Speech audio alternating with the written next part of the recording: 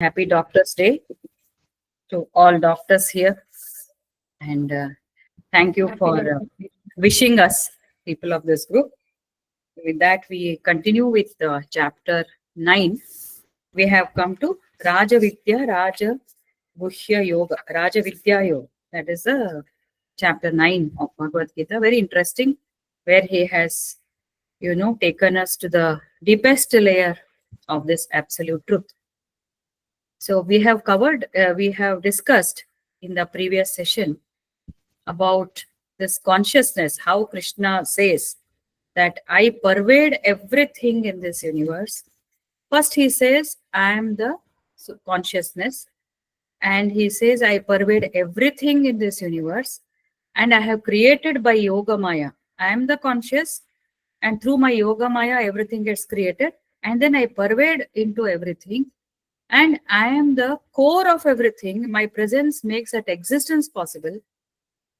And but I do not, he confuses a little bit and says, I do not dwell in them, they dwell in me. That means all the different, I should say, manifestations of variety, which is there in the nature, that is my lower and changeable prakriti. So I am not there, I'm just sustaining.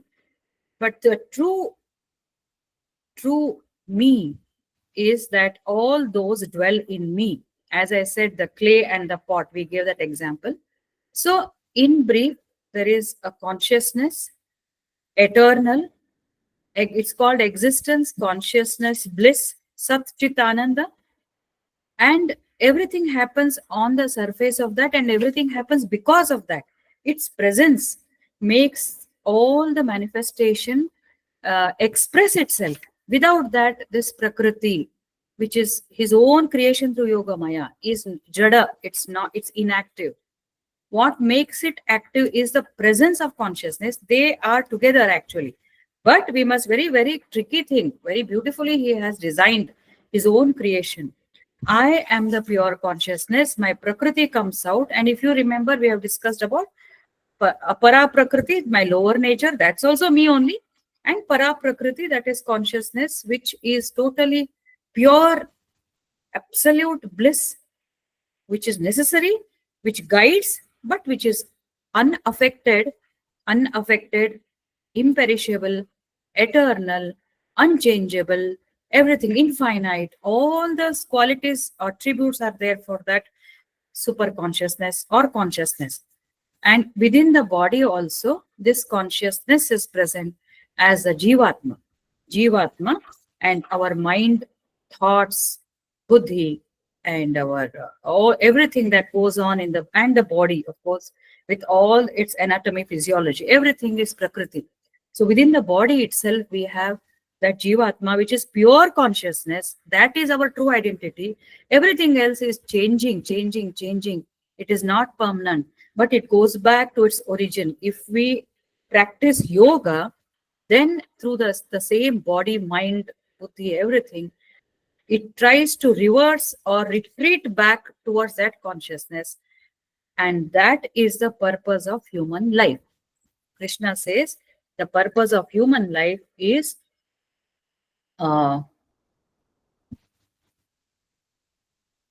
to have this realization. What is that realization?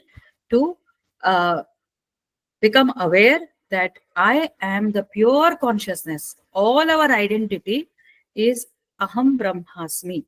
Aham Brahmasmi. I am really that pure consciousness. But what has happened is God himself through Yoga Maya, he gave me the buddhi, he gave me the mind, he gave me the ahankara, he gave me gunas. Prakriti is guna. It's full of gunas. And I started making different choices. The mind started making, the Prakriti, I can use that, started making different choices. Because of that, this body mind complex is what it is today, because of those choices which are done in the realm of Prakriti. And if this same mind can dive deeper and understand that I need not dwell in this nature, which is changing moment to moment, much more than that, it has given me a misery and it is not making me learn things in the rightmost way. It is coming on the way of understanding the absolute truth. Therefore, let me go inward. If this mind makes a conscious choice of going within and starts practicing all this, then with time and with its consistent effort, it will become totally non-existent, and the mind will realize, it will cross all these three gunas and reach that state of consciousness. We need, definitely need this mind, this prakriti, but when it goes inwards and when it realizes that all the while I was in a state of ignorance, I thought this was real. Just like when I sleep, I dream, and I become so much involved in my dream that I feel the dream was real, and I start crying, I start reacting. Quickly I come out and feel, oh my God, this was my dream. So that happens in sleep. Likewise, in this awakened state, so-called awakened, what we are calling, is uh, is a state when, with time, with our constant practice, eventually we will realize that this is true, but it is not the absolute truth. This is a lower truth. This is a relative truth, in words of Swami Vivekananda, lower truth. So the absolute truth is so much pleasant, so blissful, where there is no, not even a fraction of misery is there. That is my real state. That is a state when I feel I don't need anything in this world to make me happy, because I myself am the state of absolute happiness. So that is what is to be achieved. So we must understand briefly. Once again, I will tell this. We are manifestations actually of that consciousness. But because of Yoga Maya and because of our own ignorance, okay, we have been attached, we have performed so many things which were not supposed to be done, and because of which we are in a bondage, in other words, in ignorance. Slowly, when we start understanding the truth, then we will reach that state which Buddha has reached, which Ramakrishna Paramahamsa has reached, and we will reach that state of Krishna consciousness in it. We will reach rather the state in which Rama, Krishna, or the absolute consciousness is there. This is our proper Advaitic philosophy. So this is what, from there, we had left in the ninth verse. He says, Nachamam tani karmani nibatnanti dhananjaya udasinavat asinam asaktam teshu karmasu. So he says, I have done all these activities. I'm always there, and I guide the Prakriti, and I sustain the Prakriti, and my consciousness is there in every little thing which is there in this universe. Nothing is free from my consciousness. You only need to be aware of this. Okay. But having said that, nothing will affect me. Just like it affects the human beings, the lower human beings, to me, nothing affects. I create all this, I sustain all this, but I am unaffected. As I told you, this is something like a screen on which a movie is running. There is a screen and movie is running. Does the um, screen get affected by whatever is happening on the screen? No, it is just sustaining. It is giving support, because without that, the movie will not run. So the movie is running, and it's running on its surface, but it doesn't get affected. If you see colorful images, does the screen become colored? No, it doesn't get colored, but it provides. So this example given by Swami Sarvapriyananda was really, really impressive. So that way we must consider that inside we are very, very, very pure souls. Nothing will get attached to us. Nothing will get, nothing is going to stay permanently. But whatever we are feeling, no, that experience is on that consciousness. Very beautifully, Swami Sarvapriyananda says that there's an object outside. Let's say I'm seeing something. Seeing means experiencing. So this experiencing is because of the conscious. The consciousness experiences, but doesn't get attached. It doesn't cry. It only experiences, right? That crying and all happens in the mind, which is another layer. Mind is not the consciousness. Consciousness goes beyond the mind. It is a pure, pure, absolute truth, which is blissful, but which is bound by the mind and its complexes, its samskars, all that. So therefore, Krishna says, and that consciousness and the Krishna or the Paramatma are one and the same. That means we ourselves have Krishna's amsha in our body as a consciousness. We only have to manifest it, and that is the goal. He wants us to do that. And for that, he's giving us so much of knowledge. So he's saying, when he says, Nachamam tani karmani nibat, nothing affects me. I've created all this, but nothing affects me.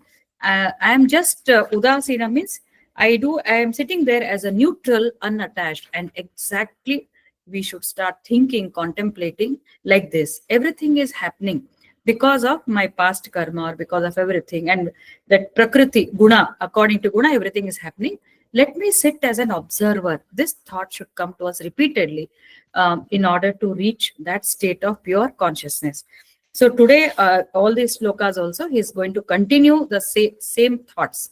So we'll again keep repeating one by one. So before I go to that, now we have understood, we are thinking, it is so beautiful. Some of you must have thought, even I felt, in fact, I was thinking, it is so beautiful to contemplate, to meditate, to keep thinking about this. And if we have, enough time and all, why to work or why to do this, that, and all that, just sit and, go ahead. So for me, as an elderly person, it may be possible. But similar thoughts will come to younger people when they start finding this to be so fascinating. Why at all should we go outside and work? I have money, I have my savings. Let me sit and meditate. Let me do this, that, and all. That's fine. So similar question was asked by was discussed in Ramayana. My friend today morning we were discussing about one of my talks only. So she told me the story in Ramayana, and it says that Rama once expressed to Dasharatha that I just want to go to the forest and meditate. He is Avatara Purusha, but he has come in the human form. So now he is feeling that. So when they come in human form, they come with that yoga maya only. So he is feeling, why at all I should be in this worldly life? Let me go back. So Vashishta, sage Vashishta, also brings back this. He knows it. Sri Rama knows about it, but still he reminds him that you are here to do your karma and dharma, swadharma. Just exactly like the way Krishna is telling Arjuna through Bhagavad Gita. Just because this is so fascinating and you can contemplate and you will start experiencing those, that doesn't mean you can give up your allotted responsibilities. So this consciousness can be experienced not only by meditation, but also through other paths. And most important, which we have discussed, is karma yoga. And what karma yoga, for that let us do at our age, and based on our roles and responsibilities, discharging those with constant remembrance of God, and with the thought that I am the pure consciousness. And in fact, it helps us to discharge our activities and to become successful. All achievements are become a cakewalk when you think that nothing is impossible for me. I am the consciousness. When I have so much of immense power within me, I can achieve anything, provided I follow certain principles which have been mentioned. Basically, being a yogic path. Be a wife, be a mother, be a daughter, be a daughter-in-law, be a doctor, be a whatever you professor, whatever, or a corporate head, vice president. If you follow the principles of yoga and constantly reminding ourselves that I am the consciousness, then your output, it goes in an exponential manner. There is absolutely no doubt about that. But as I said, provided we are in the yogic thinking, our attitude is yogic, whichever karma yoga, bhakti yoga, whatever, or a mixture of all. Usually we cannot isolate them. Karma yoga is incomplete without bhakti. Bhakti is also incomplete without karma. You have to do your work. But with this thought in mind, if you start working, then you can see how peaceful your work will be, how de-stressed you will be, how productive you will be. So I am the consciousness can be, should be a thought wherever you are, whatever you are doing. And it doesn't necessarily mean that you have to retire and then sit in one place and continuously do that. Having said that, if you have done so much of homework in the past life or whatever, if it pulls you there, then nobody can prevent. People do go out, and then that's how we find sannyasis of Ramakrishna Mat. That is how that they have done so much. If you see young monks, So powerful, so blissful. If you just go near them, you feel those vibes, so much of selfless work they do. So, anyway, that's a different story. For us right now, let's do our work, but let's start bringing this thought in our mind that I am the embodiment of infinite potential, that I'm endowed with that infinite potential. I'm capable of doing anything. I'm capable of handling anything. Nothing will affect me. If there are any turmoils, turbulences happening in my mind, it is the Prakriti. I, for sure, am blissful. I am with my God. Bhakti says, Aham Brahmasmi, says Jnana. So we'll see how it goes.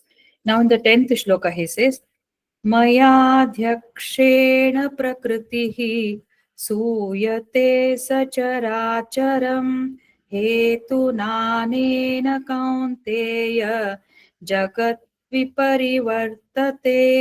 So Krishna says, Prakriti under my guidance or direction, Adhyaksha, Maya Adhyakshena. Adhyaksha is usually a president. So I preside over this Prakriti.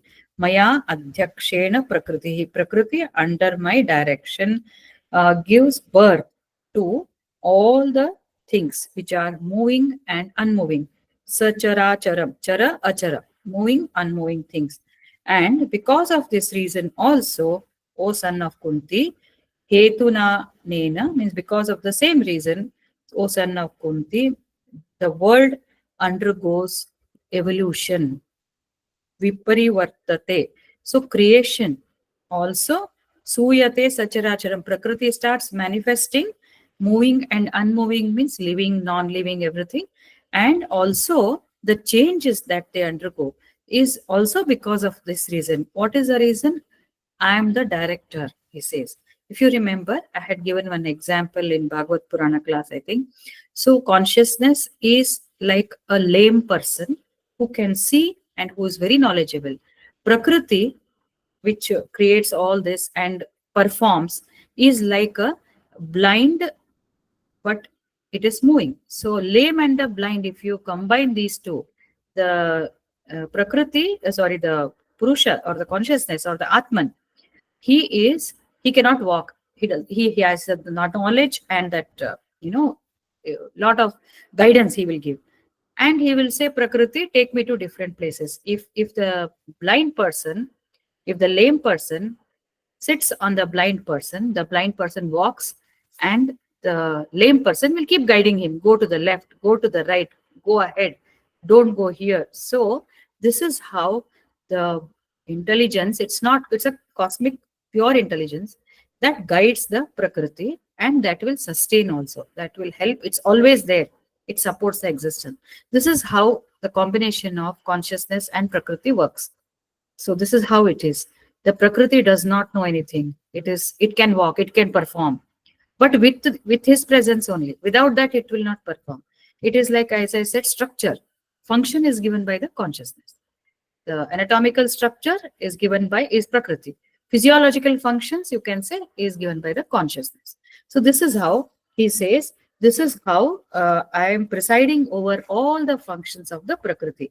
Without him, nothing will work. That is why they say, Tena vina trinam api na chalati. Trina means grass. Without his consciousness, Tena means without him, even the small blade of grass cannot move, because that movement comes with the consciousness. That movement comes with the consciousness. That means there is a cell, there is energy generating mechanisms. There are so many enzymes, so many powerful ATP generating things, but it cannot perform. It just cannot perform without the presence of consciousness in every bit, every minuscule subatomic structures, not even atom, subatomic, and maybe beyond that, which we are not able to see, we are not able to perceive. But when we grow, we may be able to feel it, and we will be able to realize that. So he says, under my guidance, under my direction, and people's commentators say that just like, you have an assembly, you have a meeting, you have an institution. If the principal or if the director is absent for 1 year, what happens to the company? What happens to the institution? People working there are good, but they will perform with a limited thing, because there's nobody there to oversee, monitor, call them, give them that motivation. No, Precisely in a similar fashion, consciousness sits there as a presiding officer, and without him, nothing will move. So he says, therefore, he says, Maya Adhyakshena, everything goes with my under my guidance. So, but I'm only here as a presiding officer, and I'm suyate, and that's what. Then evolution also. Evolution. What are there are different types of evolutions actually, isn't it? One very interesting example I should give you. This is given by my Guruji, Swami Nirbhayanand Saraswati. He always talks about this evolution. So I was asking him, how do we say that Darwin's theory from unicellular, multicellular, human, then human evolution, primitive man, then thinking, all this evolution happened, right? This is total organic evolution. So, and then he also says the non-living thing also can become living. This is the whole process of evolution in the nature. Very beautifully, he said. I remembered. Thankfully, actually, I was thinking of telling this in this session.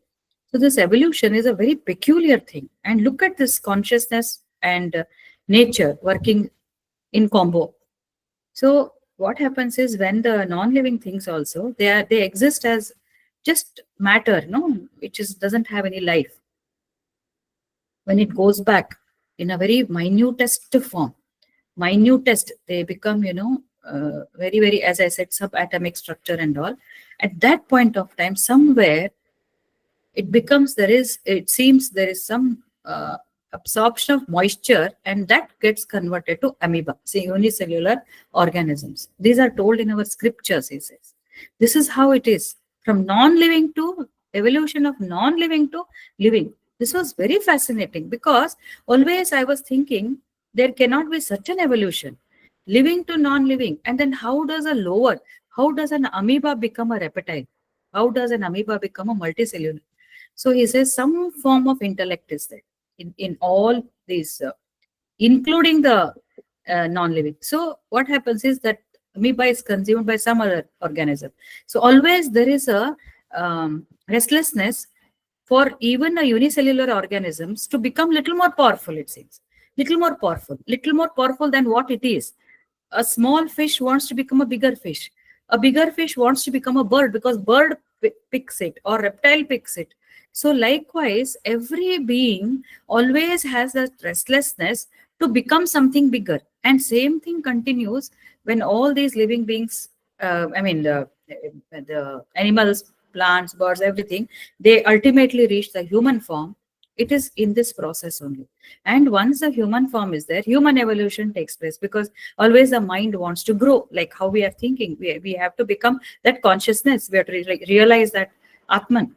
So this is how the evolution takes place, and all this is happening in the nature, in the Prakriti, under him, in his direction. So this is beautiful, fascinating creation.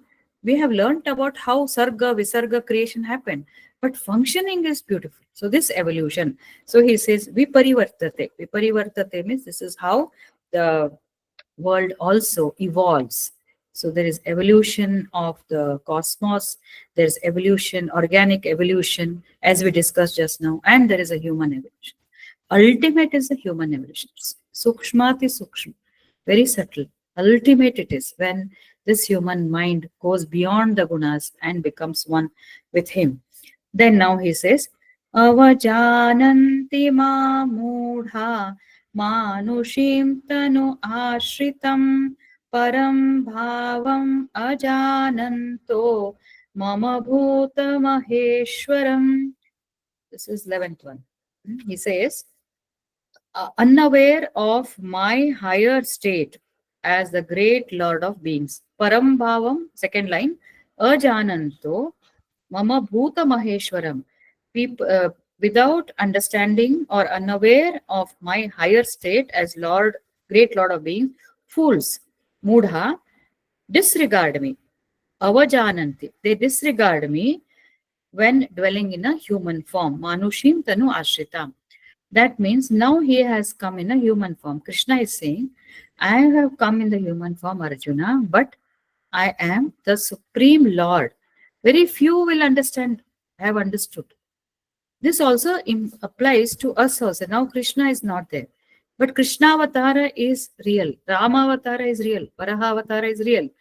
As long as we understand this concept, then we belong to a sattvic category. He describes that in the next.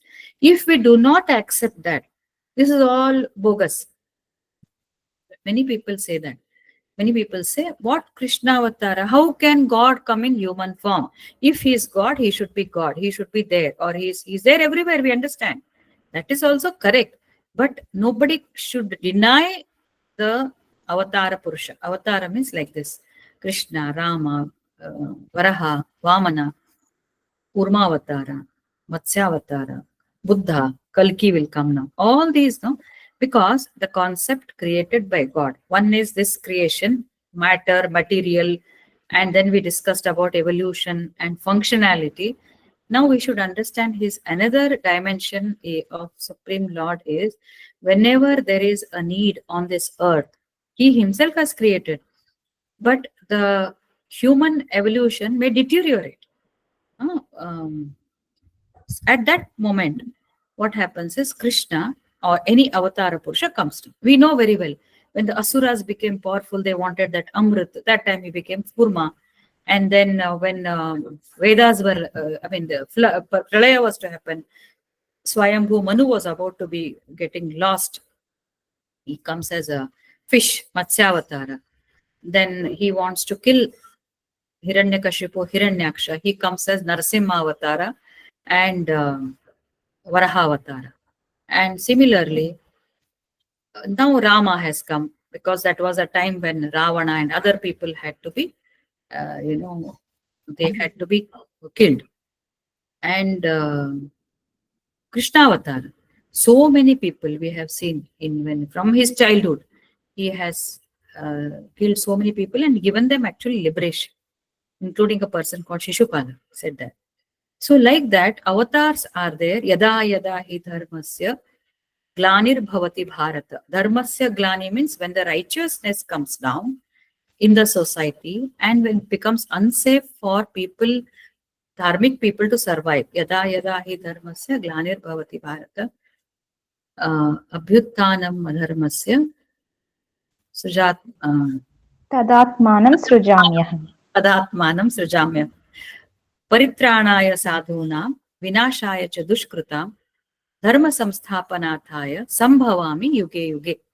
This is told in Bhagavad Gita only. So, whenever there is decline of dharma, thanks Varchila, whenever there is decline of dharma, whenever it is unsafe for people to live, that time I come and I can very well take this human form as avatar.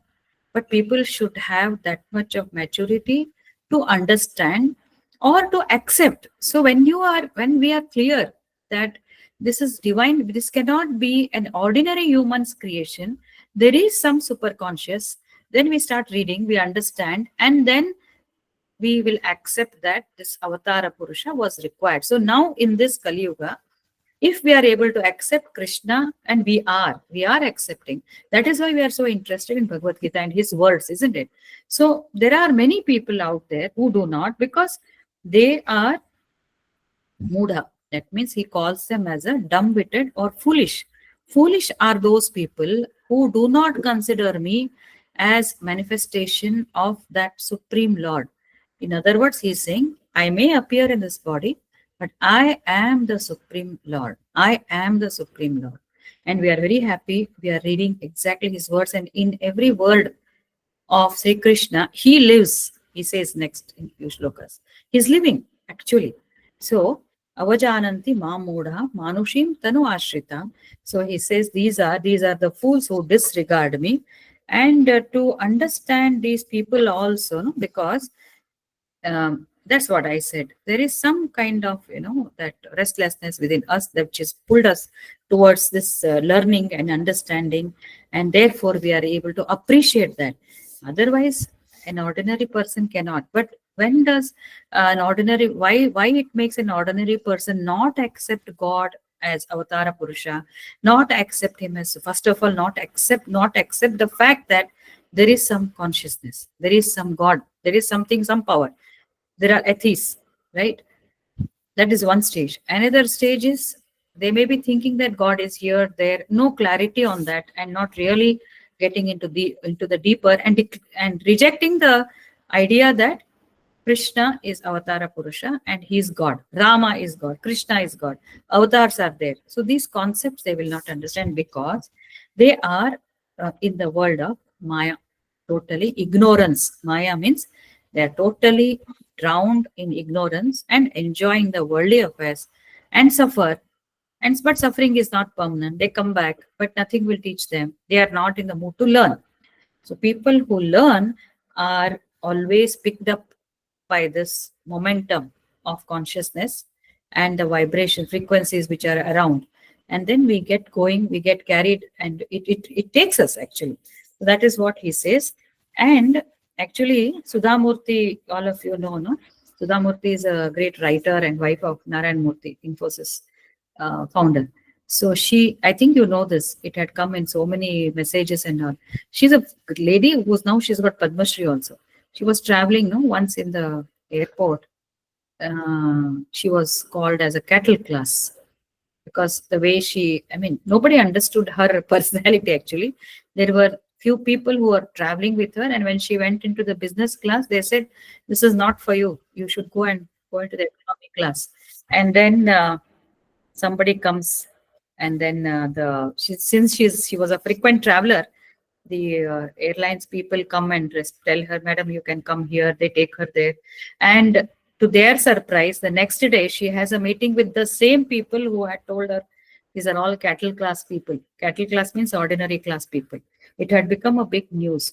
So great people, no, they don't show off, and they don't try to project themselves as beyond their something. They don't need that. They don't need any kind of advertisements. So she didn't, but she was mistaken. And when they sat there and they saw her intelligence, it was beyond something.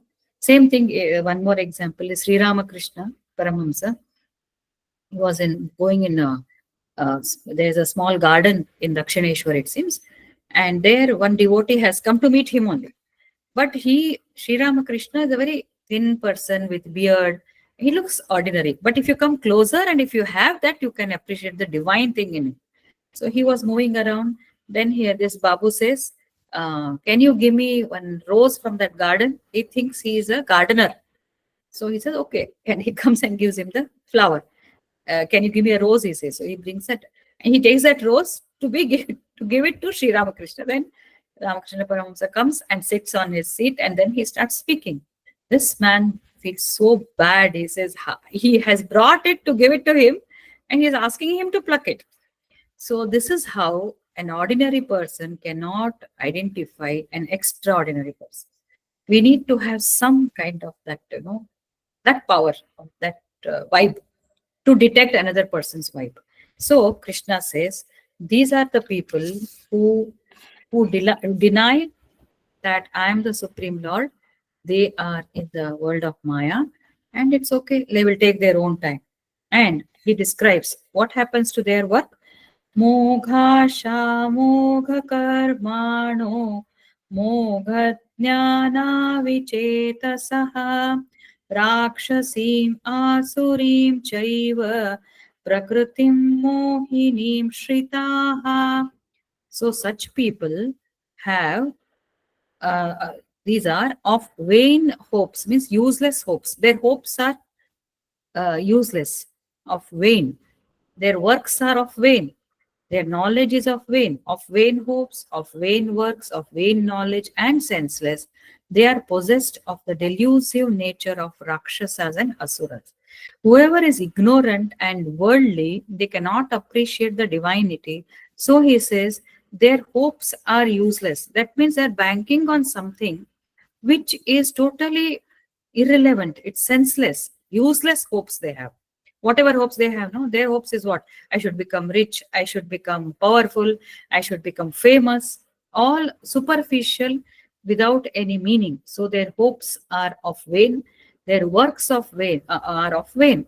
Works means their objectives are totally selfish, isn't it? Of vain, um, work means their work is also not going to be of any use to anybody.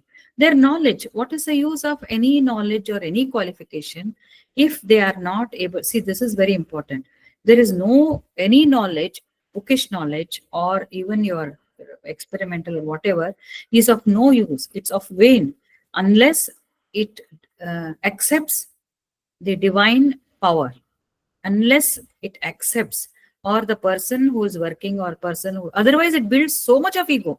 That knowledge, if there is no concern or if there is no awareness of the presence of divinity, not becoming a yogi, or at least there is some superpower. I am as this body and this mind, I am a very limited person, and everything has come from divinity. If such things happen, then only they become the sattvic and on the other side. Otherwise, these are rakshasas and asuras. However rich, however powerful, however qualified they are, doesn't matter. According to Krishna, unless they value the presence of divinity in this world, there is something, and we are just ordinary people, this mind, body, and all, because that's the initial step, isn't it? There is a divine power. So unless they accept that, they are going to face disasters, because in fact their direction will be more disastrous, because that knowledge, as I said, builds so much of ego in them. It will be worse than an uneducated and not qualified, poor, whatever, because these people, they are anyways humble, because they are not having money, they don't have qualification, they are not egoistic, because they remain humble because of their position. Here it is more disastrous, and these are the people who are more destructive. If the divinity, spirituality does not grow with their intelligence, these are Swami Vivekananda's words, that means the heart should grow with your knowledge, with your brain. The heart should go parallelly. Otherwise, it will take you in a disastrous, because the knowledge becomes perverted. Have you seen movie called, what is that, Rajnikant's movie, Robo, no? What is that? Suvarchala, Telugu or Tamil it was. He creates the, It's both languages, ma'am. what But is that movie? Robo only. Robo Robo. 2. Aishwarya Rai was there, no, in that movie. Yes, ma'am. That movie I saw that movie. How it becomes disastrous. You start, because it doesn't have any decisive, discriminative ability. Wisdom is not there. I will come to that word. There is no wisdom. If the spirituality is there, the wisdom will be there. You know when to use your knowledge, how to use, and how to use it for the betterment of the society. Last discussion, we have talked about dharmyamritamidam. Spirituality, it brings about amritatva. I am the conscious. Amritatva. I'm going towards amritatva inside. And because of that, automatically my actions bring dharma in the society, righteousness. Dharma means not religion, as I mentioned. It brings something which is beneficial to the society. All my knowledge, all my qualification, it goes on increasing, and it will be used in a betterment, because our thoughts align with the divine consciousness, align with the divine objectives. This is the opposite. Rakshasi, Asuri. Because all their actions, all their hopes, all their knowledge, we see in movies, and we have seen also, know, these big real estate owners and all that, how they demolish the slums and they build over the lakes. These are all called vain hopes, vain works, vain knowledge. Useless work, useless hopes, useless knowledge. Where are they using their knowledge? For adharma. It is not dharma. Just to make money, make themselves powerful.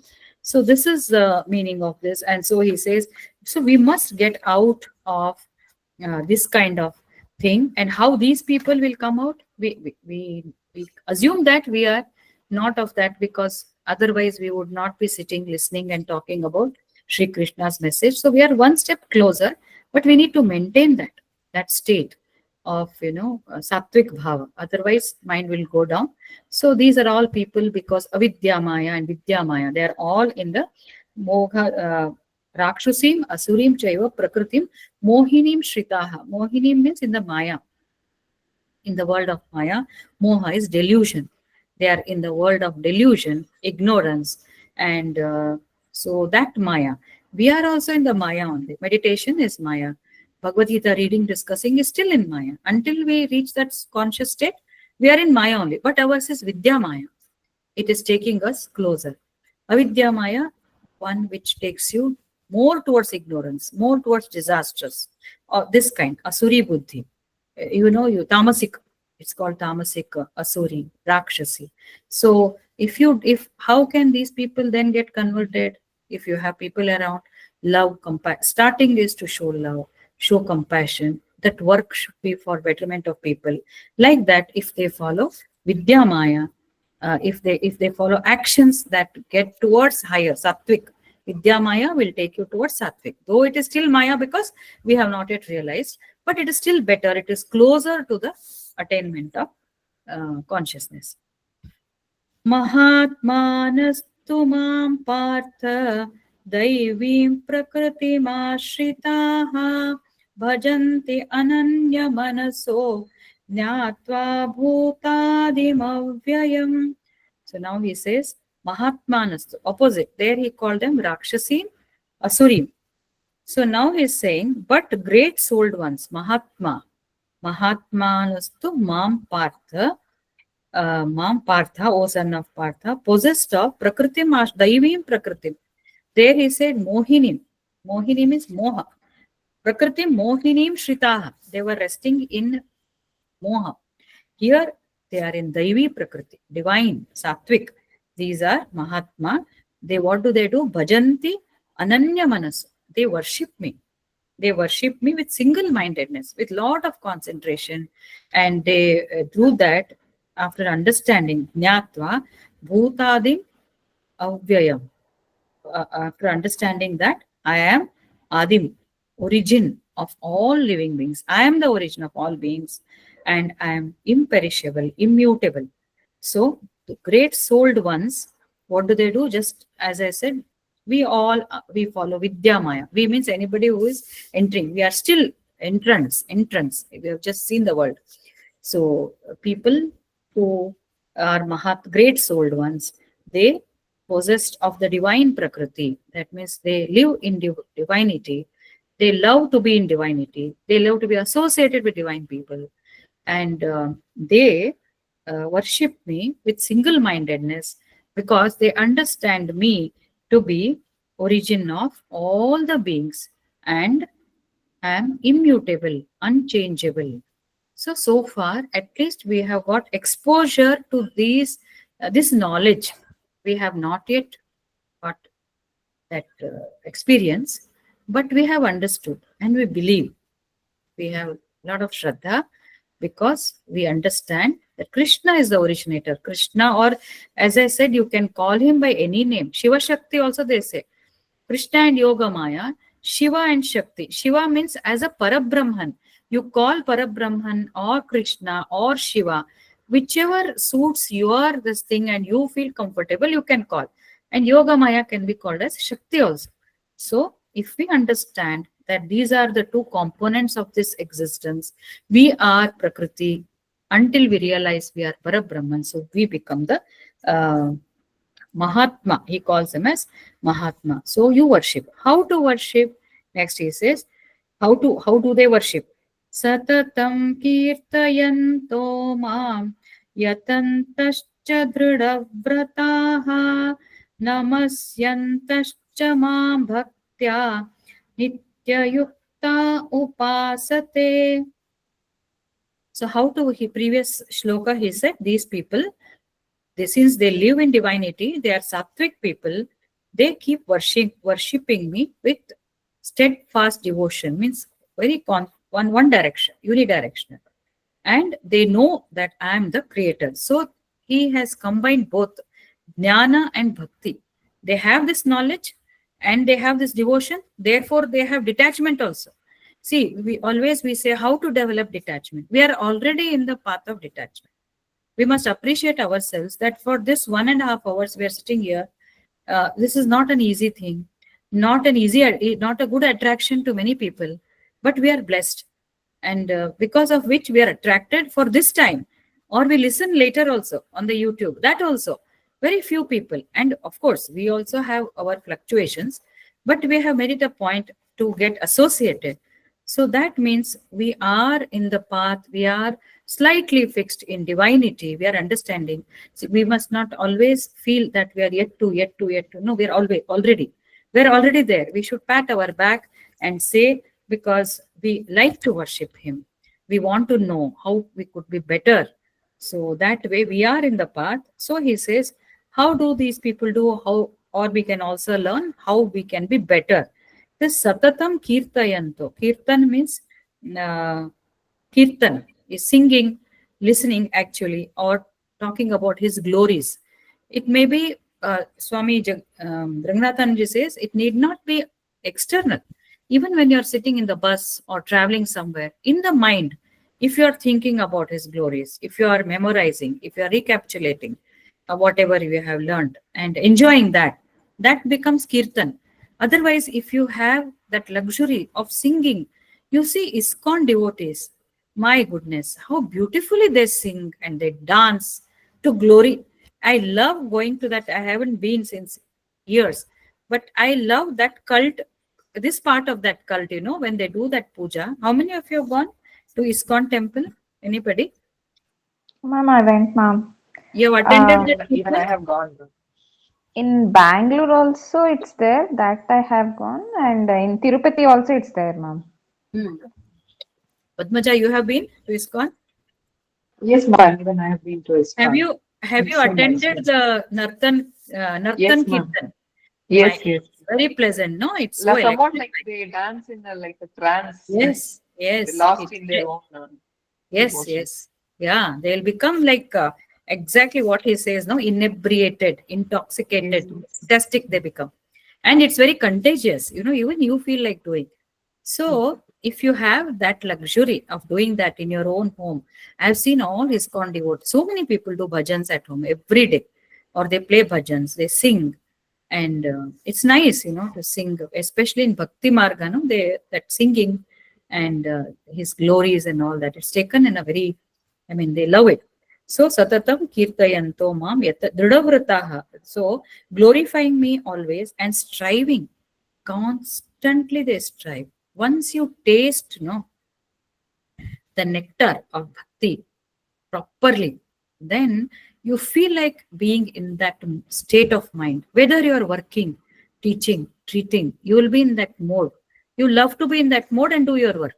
That is very, very, greatest quality which a bhakta gets as he travels in the path of spirituality. So he says, glorifying me always and striving with a firm resolve. These are the people who have firm determination for anything they do, and they take vows like Ekadashi maybe, or meditation every day for half an hour, pranayama for this time, yogasana because I should be fit to do sadhana. So firm resolve and bowing down to me in devotion. How do we bow? When we are at home, when we are going out, we pray God or we do puja and go. But namasyantascha mam bhaktya, full devotion bowing down means humility. And being in that state again throughout, wherever you are, you be surrender to God. Namasyantascha, we can say that it is surrender with no pride, complete surrender of our ego. Yours shall be done. I am just an instrument, yours shall be done. That humility. So constant and nitya yukta upasate. This, if you remember, it has come several times. Nitya yukta, nitya. That means constantly throughout the day, whatever you do.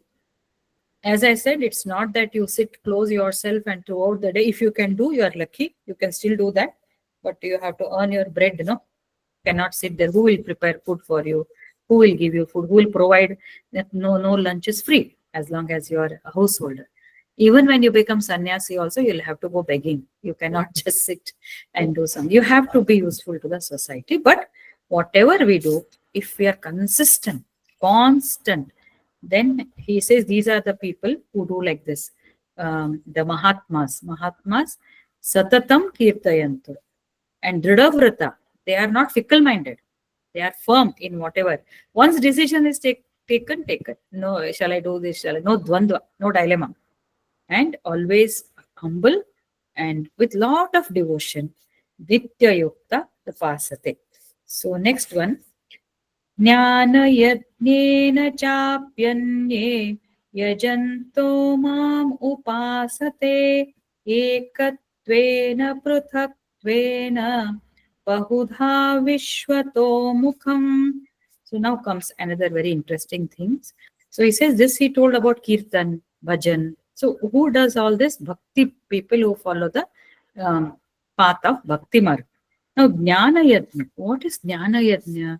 Jnana Yajna, some other people who have this ability to meditate as Aham Brahmasmi. I am the consciousness. So here I will make, I think this will be our last discussing. We can discuss a little after this. So there are two major paths. Karma becomes constant always. We understand, we do the work, surrender.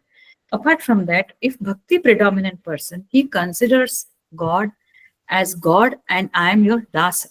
I am your, like Hanuman and Ram and like Prahalad and Narayana. These are bhakti marg. Jnana marg is, no? Jnana marg is how they take it, how they will, Jnana Yajna. Jnana Yajna is Jnana marga. In this, what we discussed as we started, no? I am the consciousness and this is called sacrifice of knowledge. Jnana Yajna means realizing or understanding that, understanding first that, and being consciously in the thought, as I said, that I am pure consciousness and whatever is happening in my mind, in my buddhi, is all because of prakriti, because of gunas, because of my past samskaras. It will go away in due course. My objective is that I must think that I am always the pure consciousness. I am always satisfied. I will not get perturbed. It is happening at another platform. I am in another. They will differentiate just like a coconut, dry coconut. No, there is uh, this, covering, and inside coconut separates. Once a person becomes jnani, he will fully realize that this prakriti is different and I am different. There are two, this one, but entire thing goes, the consciousness pervades all the prakriti, but it will not get disturbed. You understand that consciousness is there in my mind, in my thoughts, in my desires, everywhere consciousness is percolating, pervading, but it is not getting affected. So what happens is I experience the pleasure, I experience the pain, but I am not perturbed. Experience will happen in the state of conscious. Experience will happen. There is an object. Swami Sarvapriyananda puts it very beautifully. He says E plus O, experience plus object is equal to consciousness. Experience, there is an object in the Prakriti, and I will experience because I felt sad, I felt bad. Did we do? We never say my mind felt bad. No, I have experienced, but it is a mind that is going through all this. I am different from this mind.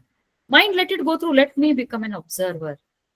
I am happy and I will laugh at the mind which is getting affected at the happiness and the sorrow. Just to practice this for 1 second, all of you close your eyes and imagine that you are pure bliss, pure consciousness, ultimate happiness, and nothing can affect me. I am the screen. Imagine I am the screen, and on me, this everything is happening. Somebody told me in the morning like this, somebody said in the afternoon like this, I felt depressed or I was very happy. All that is a movie that is running on my screen, and I am the screen. I'm just looking at it and laughing. So imagine if you can be in this state, how beautiful it will be. Yes or no, Padmaja? Yes, ma'am. Is it? So this is Jnana Yajna, isolating your mind, body, thoughts, everything from the pure consciousness, and being in that state is Jnana Yajna. So he says, Jnana Yajnena Chapyante. Next is again, Yajanto Mam Upasate. Others sacrificing by yajna of knowledge worship me ekatvena, as the all formed as one, distinct and manifold. Ekatvena prathakvena bahudha vishwatomukham. How beautifully he says. So when we are jnana margis, apart from realizing that I am the consciousness, an extension of that would be You are also the same consciousness. She is also the same consciousness. Krishna is also the same consciousness. So I see myself as a pure consciousness. Second thing is, I see this is a reality, absolute truth. Third thing is, this is the same across all beings, not only among humans, but everywhere. Everywhere I see that oneness. That consciousness is there everywhere. So I that ekatvena. Then some people are Jnanamargis, but Jnanamargi and Bhakti. Now he brings Bhakti also there. Prithakvena means I am the servant, you are the Lord. I am the servant, you are the Lord. That's all. In Dvaita philosophy, Madhvacharya, they have that. Ultimate destination of the human soul is at the feet of the Lord. He will not become one with the Lord. That says Vaishnavas or Madhvas, Madhvacharya's philosophy. Advaita is Shankaracharya's. We are one. Consciousness is one. Prakriti is only Prakriti is different. That also we are pervading. It's only a modification. Otherwise, everything is one. Is Advaitic. Dvaita is I am your dasa. And then then he says they also see Bahudha Vishwato Mukham. Bahudha in every god, small gods, goddesses, whatever we are worshipping, there also it is Parabrahman. So this way, Jnana Margi, sacrifice through Jnana Yajna or sacrifice of knowledge, they worship God. Now I will conclude with another one instance in Ramayana. My friend told me this morning again. Her name is Veena Katti. I think Jayachandra knows, my classmate. So Hanuman was asked by Rama, "Who are you, Hanuman?" He wanted to test her. "Oh, who are you, Hanuman? How do you describe yourself?" He says, "If you say this is my body, I am Hanuman. You are Ram. Okay. If you take my mind and your mind, you are the Lord. I am your Dasa. And if you take consciousness, I and you are the same." This was an eye opener for me. How a bhakta, Hanuman is considered as, Sreshta bhakta. So he says, body wise, they are different. Ekatvena prithaktvena, he says. By difference is in the body. And in the mind also, it's the attitude. So a bhakta is taking, you are the boss, you are the Lord, I am your dasa. My mind is at your feet. But consciousness wise, we are all one. So this unifies both bhakti and jnana. Very, very, so Hanuman is a very, very well-known jnani also, bhakta also, extremely realized person. And that's why they say that, Hanuman Chalisa, 7 times you chant, you become close, he becomes a messenger and, relieves everything. I think we have come up to the 7:40. Shall we stop here? I think we can take, I wanted to do another 2, 3. Can we go for another 5 minutes or? Okay. We'll go for discussion. No question answers. I thought if you have any additions or any interactions in the shlokas which we discussed so far, would you like to add something? Ma'am, why is it necessary for the avatars to come along or go through this Maya or Yoga Maya? Why it is necessary for them to come in Yoga Maya? So yeah, that's a very good question. Why it is necessary for them to take help of Yoga Maya rather, right? Yes, ma'am. Yoga Maya gives is the one which is a force for making this creation. Yoga Maya means Maya also yoga, both are there. That is the one which is helping for creation. So body has to be created. No, body is what? Prakriti only, nature. In that he comes conscious, just like us he is. He's taking the form like us. That is why one more thing I missed is people don't fail to identify Krishna as Avatar Purusha because he is also having 2 hands. He plays flute. He runs around with boys. He cries. So Yoga Maya is required because pure consciousness cannot manifest itself at all. That is the whole thing. Pure consciousness needs Prakriti to manifest. Pure conscious as an entity, pure consciousness. I told you, it has knowledge, it has eyes, it cannot walk, so it cannot perform.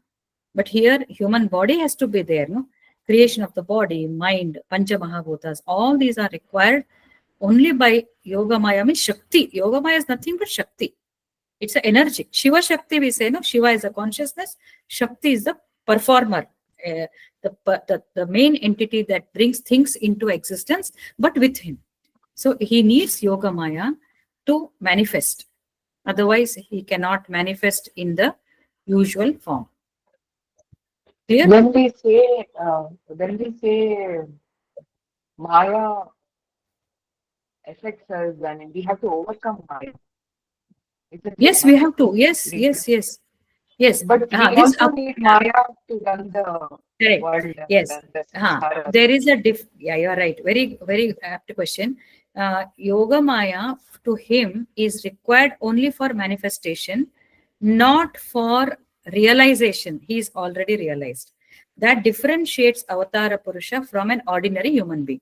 Very good question. They come with the Yoga Maya, but they have come with the realization. They appear to us that they are like ordinary human beings, but they know very well. After doing their work, they just go back to that pure consciousness. They need not follow Bhakti Yoga, Karma Yoga. No. Just because he has taken the help of Yoga Maya to manifest himself, that doesn't mean he needs to practice yoga like us to get rid of, because they don't have past samskars, they don't have any bondage. Why do we need all this? Because we have to get rid of our previous karma, previous samskars. No, you avatar purushas, they just come, they just disappear. They don't have any past baggage. Their yoga maya is only required to give them a form, guna, which is required for that action. So, functioning of yoga maya in Avatara Purusha will not be exactly the same as it happens in a human being. So they are realized beings, no, ma'am. But Yes, yes. Krishna also, see, during those days only, Kauravas didn't trust Krishna. He had to undergo this distrust from people around him itself, and Yeah. he had to make them understand certain things. So he Yes. also had to go through this tedious process of Maya's effect on him. On him, no. In what way?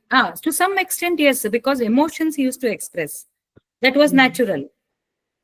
That Because yeah, at the end, anything which comes with, pardon? Mhm. In the end, even though he will tell Gita to Arjuna, and there are a lot of people who are listening, I mean, like Dhritarashtra was listening to, I mean, understanding or getting to know Gita actually, but Yeah. still not many of them trust him.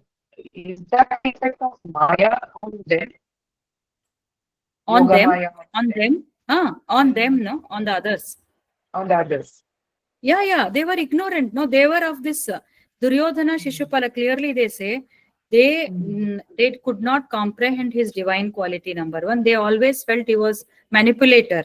He has been given lot of bad terminology. This one also, no. Mhm. Some people say he was a cheat. He was a Mhm. womanizer. All this they have told in his birth Yeah, yeah. because they didn't realize. They were in that avidya maya. They are typically Rakshasi, Asuri. He refers to these people only. Whereas Mhm.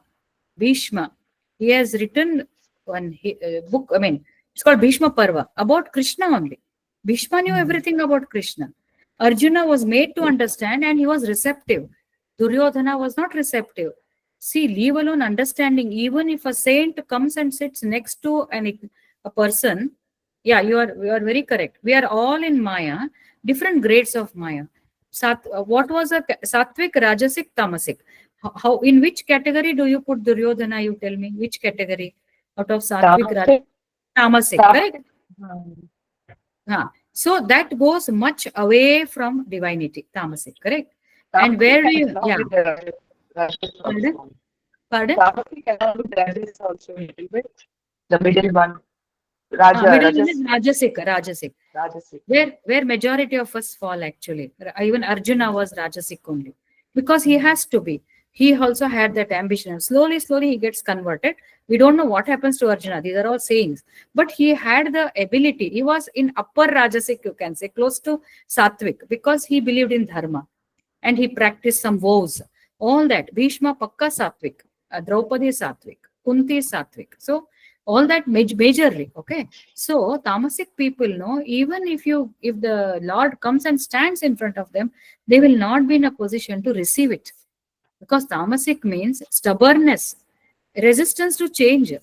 I have described this as inertia. This was one of the things which attracted me the most. Stubborn people who adhere to all their nonsense things, no, they are worst tamasic people, and for them divinity can never be close, because they think what they do is right. There is nothing else which is correct. What I think is correct. They say, "Oh, I will do whatever I have to do. I don't want to listen." That's okay. But if they have some divine, some things, somebody comes and tells, maybe there's some truth, anta yenadru ansidre, they are in the process of refinement. But there are some who are like Duryodhana. So your question is, all the three are in Maya. First is Bhishma also is in Maya, if you call him Satvik. Arjuna is in Rajasic, he's also in Maya. And Duryodhana is also in Maya. But this is Avidya Maya. That means ignorance which takes him lower. Yardo Duryodhana. Arjuna is moving towards. Arjuna, Bhishma, Pandavas, they are towards Vidya Maya. Now, Maya is what? Which binds you. Good qualities, but you have qualities. You should get released of that Maya also. And when you think, I am the consciousness, this is not me, this personality is not me, Andaga, then you become one with Brahman. So you get rid of that Maya. So getting rid of Maya is the ultimate step, final. That is The the most difficult. yeah, but in the process, yeah, we can enjoy the process. We can enjoy the process, and that will take, actually. It will take, because it will pick up some momentum, they say. It will pick up a momentum. But we have to keep 1 foot forward. We cannot be 1 foot forward means, today my friend and I also were discussing how detachment means, you put, when you go that direction, this direction will automatically, you will lose that anchor. You will lose that. When the force is more towards God, then other things become less important. So we cannot say, I love my daughter, I love my son, I love my grandson. I'm referring to me. So I'm with them, I'm with them, I'm with them. And where is the detachment? So you love them. Along with that, you increase your contact with God, number of hours, reading, go, ido, and look at them also as divine manifestations. In every activity, if we bring divinity, that will automatically take you towards God, and attachment to God is detachment towards worldly things. Attachment to God is detachment to worldly things. Automatically it will come. When our love, we become delighted with God, we become delighted with higher things. ಬರೀ ದೇವ್ರು ಬಿಟ್ಬಿಡು, selfless work ಇದು, ಅದೆಲ್ಲ ಮಾಡ್ದಂಗೆ it takes. But bhakti, if you bring, no, it is faster, they say.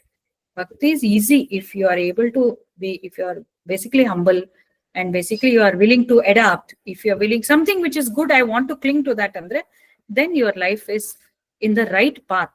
It's not done. Life is not done yet. That will take some time. But Swami Sarvapriyananda ಎಷ್ಟು ಚೆನ್ನಾಗಿ ಹೇಳಿದ್ದಾರೆ. Right now you can get liberation, he says. Just go to that state and say, I am the consciousness, I am not. Before you leave this auditorium, you may be realized, and he has told in one lecture. So it's not difficult. Actually, it's not difficult. But we have still clinging. So it takes. So Yoga Maya, for an Avatara Purusha, works slightly in a different way. It is not a binding force, whereas for us, it's a binding force. We must be aware of that. Okay. They are already released. Yoga Maya is only for physiological functioning and achieving his objectives, which he cannot do as a Nirguna, Nirakara. What is the real description of God? He doesn't have a form. He doesn't have gunas. He doesn't have anything. He's nothing but bliss and energy. He needs a form. So Yoga Maya he resorts to, but only for that purpose. It is not to bind him. They are not going to get bound. They are aware of that. So driving force for his avatar. Avatar, exactly. Manifestation. But for a human being, it's a trap. For us, it is a trap. Jala. Adrinda ಹೊರಗೆ ಬರ್ಲಿಕ್ಕೆ, the fish, how it struggles. So it is a jala for us. So it's very fast. Pardon? How many more lives to live? How many more? It depends. I told you, Swami Sarvapriyananda has blessed all of us. You can, before you finish this class, you may be liberated. You never know. You never know. So he says, no, that strive hard. Yatan Ananta, constant. You'd start doing it, Padmaja. It is not difficult, I think so. For anything you do, no, keep doing your work. No change in your routine. Walking, yoga, drinking, cooking, everything. But in the divine consciousness, that's all he is asking. You observe something is doing. I am divine consciousness. My hands are working. These hands, this mind is thinking. Yaro, ಇವತ್ತು ನಾನು ಹೇಳ್ದೆ ಯಾರಿಗೋ in bad words also you can use. Why are you shouting at me? Go get lost. I am the divine consciousness. So that is the best way to get rid of miseries. Even if you say bad word, I am the divine consciousness. I'm just joking. But the jokes apart, you can try to live without getting disturbed. When I am that pure consciousness, why the hell I'm getting affected? Nobody can insult me. Nobody can, what I should say, put me down. These are all the things. No, today, loneliness. What is happening? Loneliness is happening. People are talking about loneliness. Why there is loneliness? I am the pure consciousness. I'm the bliss. I'm living with that. Even if you take simple words, Suhridam, in next shlokas, I could not say, complete that.